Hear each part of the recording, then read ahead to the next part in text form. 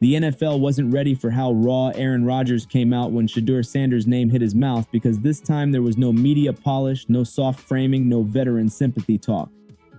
According to insiders, Rodgers' tone alone shifted the entire conversation. He didn't talk like a former MVP breaking down film. He talked like someone fed up with what he sees as hype outpacing results. The moment Rodgers said he was done sugarcoating, phones started buzzing across front offices, locker rooms, and media studios instantly.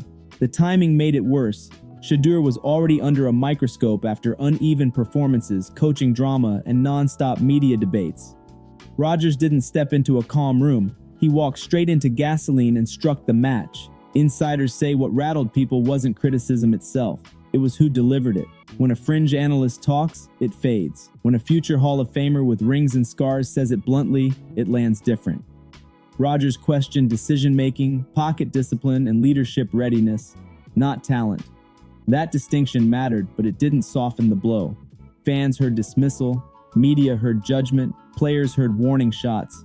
According to sources close to league executives, Rodgers' words immediately split opinion down the middle. Some veterans privately agreed, saying young quarterbacks are protected too much now. Others felt Rodgers crossed an unwritten line by unloading publicly instead of mentoring privately. Either way, insiders say nobody ignored it. ESPN panels scrambled, social feeds went nuclear, Browns fans felt attacked, and Shedeur's name was trending for all the wrong reasons. What escalated things further is that Rodgers didn't backtrack. No clarification tweet, no taken out of context, no soft walkback interview. He doubled down in follow-ups, reinforcing the idea that NFL readiness isn't about brand, family name, or hype machine. It's about surviving Sundays. That hard stance turned what could have been a headline into a week-long storm. By the end of Chapter 1, insiders agree on one thing. Rodgers didn't just criticize Shedeur. He challenged the league's entire approach to developing quarterbacks in public view. Shedeur Sanders has dealt with noise his entire life, but this hit different because it came from someone the league still listens to. According to insiders, previous criticism was easy to dismiss as media bias or rookie impatience. Rodgers' comments carried weight because they echoed conversations already happening quietly behind closed doors. Several defensive coordinators had similar concerns about Shedeur's tendency to hold the ball and force hero plays, but none said it out loud, until now. Insiders also say the Browns organization felt immediate pressure after the comments. Not because Rodgers exposed secrets, but because he validated doubts some executives feared were growing internally. Film breakdowns suddenly became more aggressive. Practice reps were scrutinized harder. Messaging tightened up. The leash shortened. What really stung is that Rodgers framed his critique as disappointment, not hate. That framing removed the usual defense of jealousy or bitterness. He spoke like someone who expected more and didn't see it yet. That tone forced fans and analysts to rewatch games with colder eyes. Stats that once looked promising started looking unfinished instead. Insiders claim Shedeur's camp took note immediately. Body language shifted, interviews got shorter, messaging became sharper. According to sources, Shedeur didn't respond publicly because any response would have fueled the fire. Silence was strategy, not surrender. The media, however, didn't stay silent. Talking heads split into camps, one defending Shedeur's upside, the other echoing Rodgers' reality check. The result was non-stop debate that magnified every throw, every miss, every sideline moment. No rookie wants that level of focus. By the end of Chapter 2, insiders say one truth became unavoidable. Rodgers' words forced Shedeur into a new phase of his career, one where patience is thinner and excuses don't travel. The locker room response wasn't unified, and that's what made the situation tense. Some veterans reportedly respected Rodgers for saying what many think but won't say publicly. Others felt it added unnecessary pressure to a rookie already dealing with chaos. According to insiders, younger players leaned toward defending Shedeur, while older vets leaned toward accountability talk. A few Browns players privately questioned whether Rodgers should have kept it internal. Not because the points were wrong, but because the timing was brutal. Rookie quarterbacks are fragile assets. Public criticism from legends doesn't just motivate, it fractures confidence if mishandled. At the same time, insiders say some defensive players around the league nodded in agreement. They've seen Shedeur's tape, they know what can be exploited. Rodgers' comments didn't reveal secrets, they confirmed tendencies. What complicated things further is Shedeur's lineage. Being Deion Sanders' son amplifies everything. Praise is louder, criticism is harsher. According to insiders, Rodgers' words weren't just about Shedeur, they were about the entire media ecosystem surrounding him. That ecosystem rubs old-school players the wrong way. By midweek, insiders say coaches were forced to address the noise internally. Keep focus, block out talk, control narrative. Easier said than done when every question starts with Rodgers' name. By the end of Chapter 3, sources agree the locker room wasn't divided against Shedeur, but it was divided on how much truth should be spoken out loud.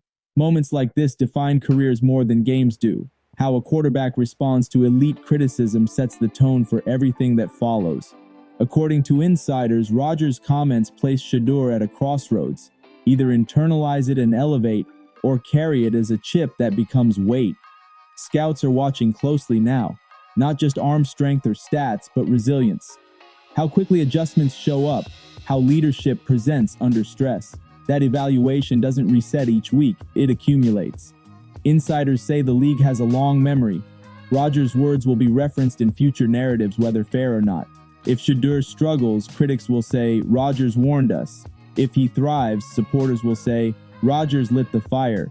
Either way, the moment sticks. Sources also claim this could accelerate maturity.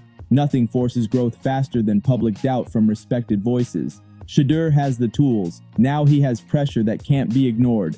By the end of Chapter 4, insiders say this stopped being about one comment and became about legacy management. Moments like this define careers more than games do. How a quarterback responds to elite criticism sets the tone for everything that follows. According to insiders, Rodgers' comments placed Shedeur at a crossroads. Either internalize it and elevate, or carry it as a chip that becomes weight. Scouts are watching closely now, not just arm strength or stats, but resilience. How quickly adjustments show up, how leadership presents under stress. That evaluation doesn't reset each week, it accumulates. Insiders say the league has a long memory. Rodgers' words will be referenced in future narratives, whether fair or not. If Shedeur struggles, critics will say Rodgers warned us. If he thrives, supporters will say Rodgers lit the fire. Either way, the moment sticks. Sources also claim this could accelerate maturity. Nothing forces growth faster than public doubt from respected voices. Shedeur has the tools. Now he has pressure that can't be ignored. What Aaron Rodgers really detonated wasn't just criticism of Shedeur Sanders.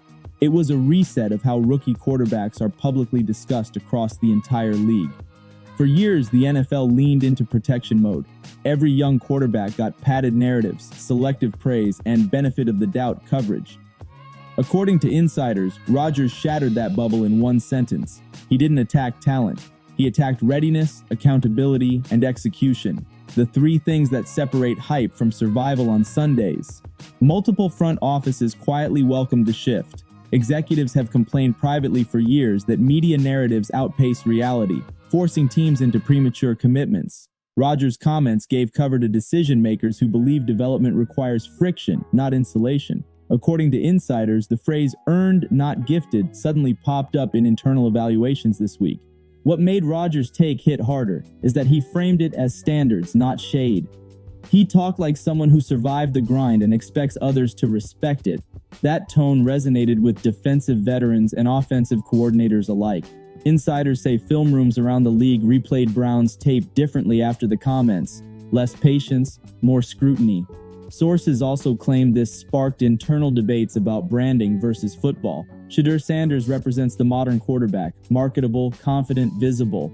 Rodgers represents the old guard, brutal reps, brutal feedback, brutal results. According to insiders, this clash isn't personal, it's philosophical. Media fallout only amplified it. Shows that once defended Shedeur without nuance suddenly added caveats. Analysts started breaking down footwork again. Pocket awareness became a talking point. Turnover-worthy plays were highlighted instead of ignored. The conversation matured overnight. Inside Cleveland, the ripple effect was immediate. Coaching language sharpened. Practice tempos increased. Accountability meetings became more pointed. Not because Rodgers said so, but because the organization felt the spotlight shift. Once a Hall of Famer speaks, the league listens, even if it pretends not to.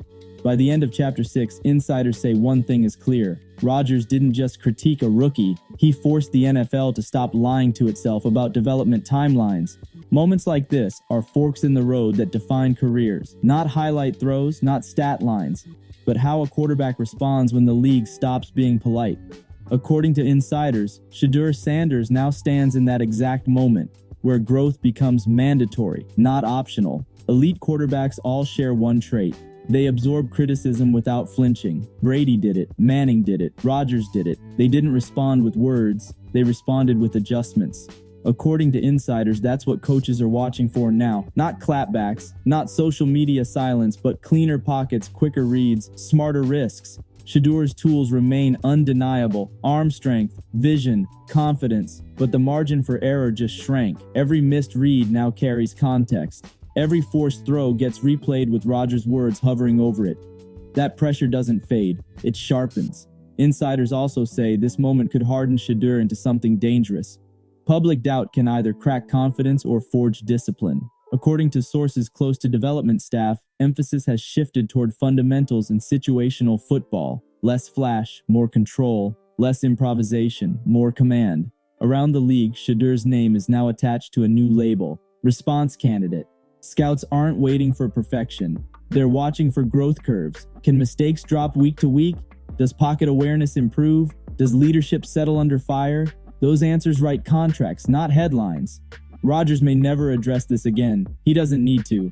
The comment already did its work. It separated Shedeur from the noise and dropped him into the real evaluation lane, the one where legends are built or exposed. This chapter isn't about proving Rodgers wrong. It's about proving the league right for believing potential can turn into production. That journey starts now, under lights that don't dim. If this breakdown brought clarity, pressure, and real NFL truth, make sure to like this video and subscribe for daily coverage, film-driven insight, and no-filter football talk.